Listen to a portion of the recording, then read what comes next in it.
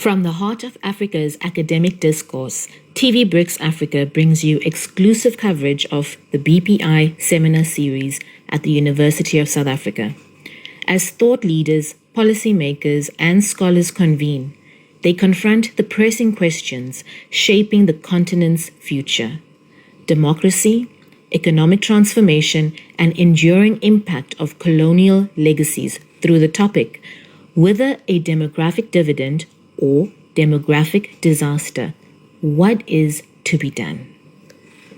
The BPI Seminar Series, actually the lecture, it's our way of kickstarting the seminar series. We'll have, I think, about 5 seminars this year in different topical areas, of course.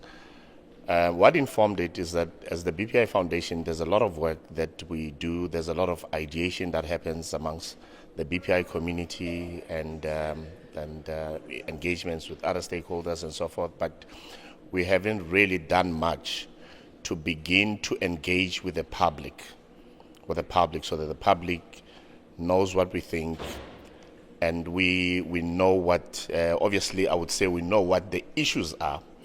So the seminar series puts out our thinking out there.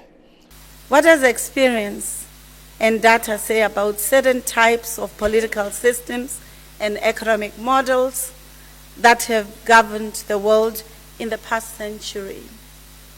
Whereas I often look at reality through the lens of optimism, I cannot but reflect on the weight of history on our own experiences of democracy as South Africans and indeed as Africans. One of the questions that linger on my mind is how the successes and the setbacks of democracy have also to do with the colonial legacy which we experience as neocolonialism in Africa today. And that I want to put as a question. And precisely because of this question, can we think of democracy as a universal concept and a practice to the extent that we can say one size fits all? Prior to 1994, majority of people, of African people, people of Indian descent, people of mixed descent, did not have any role in leading institutions, in participating in the economy, in forming part on the decisions that the democratic dividend would be about. And I think the dawn of democracy and the evolution of leadership, governance, economic transformation and associated has created an opportune moment for transforming the legacies of the past and innovating and co-constructing socio-political and economic policy systems and practical application that can help society. So we shouldn't trivialize the gains that have been made.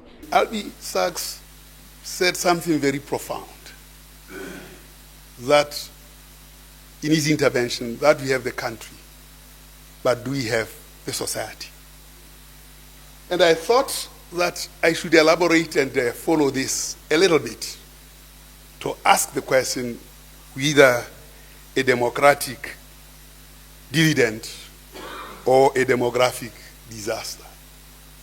I tried to explore the nexus of democracy and demography and pathways towards how those two can converge and probably deliver the dreams of the RDP. The issues that confront South Africa today are not ones that we anticipated when we were voting in 1994. The RDP was very clear around what the objectives and what could be achieved.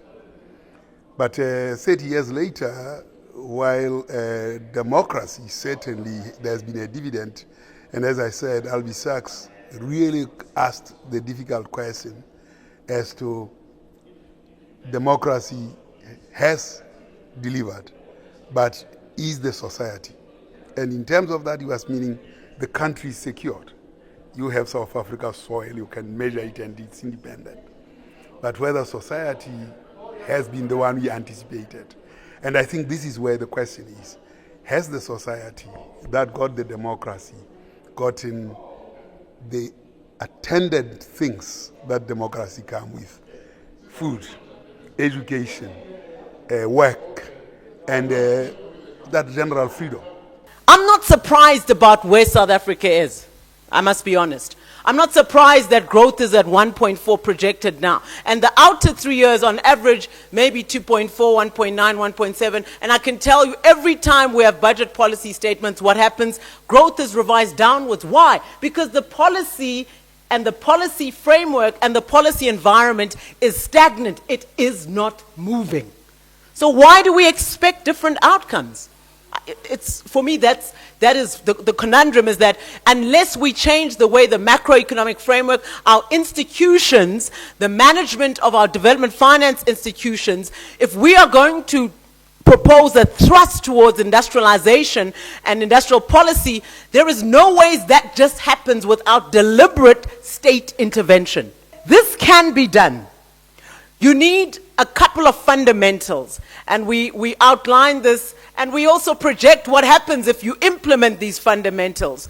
Industrialization has to be a key growth driver. Why? You've got an unemployment crisis. You've got a spatial development crisis. You've got an unequal, or the most unequal society in the world crisis. You also have a social issue where you now have gender-based violence and murder and crime and all the related social problems that we have and are experiencing, very much related to the lack of dignity of our people because they're not productive. We really need to have ideas as to how to widen our growth and to increase our growth rate, but also to have economic gains for employment and also deal with unemployment and inequality and poverty, which is astronomically high. So you've got to look at the industrial divide. You've got to look at industrialization as a matter of urgency, but also space it out.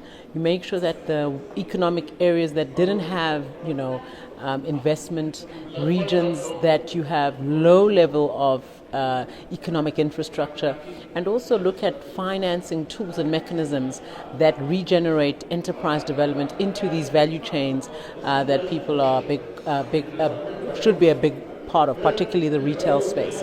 Statistics are about informing discourse, about persuading others on the basis of facts. It's very, very crucial. Without evidence, we cannot persuade. Without evidence, we cannot convince. Without evidence, we cannot act. However, it is exactly that trap that we have fallen in, which is acting without evidence. And as a consequence of that, we are doing things that are wrong. And we are not questioning, or we question why things go the same way that they have gone. And we never stop to think, have we got the right evidence? Or better still, have we asked the right questions? And I think it is not by not asking the right questions that we find ourselves in this perpetual ritual of a State of the Nation address, the budget speech, promising all this and that, and by the next State of the Nation address and the budget speech, we have forgotten what we had promised. Because we have aversion to facts. And when you have an aversion to facts, you can survive that ritual after ritual. Freedom without liberation economically and gaining from the economic prosperity of the land, minerals of the land, the factors of production of the land, that has to go part and parcel with democracy. But now what we've seen is that post-liberation of most African economies, democracy has gone ahead. Economic liberation remains behind. And so you're democratized, but you're hungry. You're democratized, but people are poor. You're democratized, but the mineral resource and the wealth of many African nations is in the hand of multinational corporations and so forth.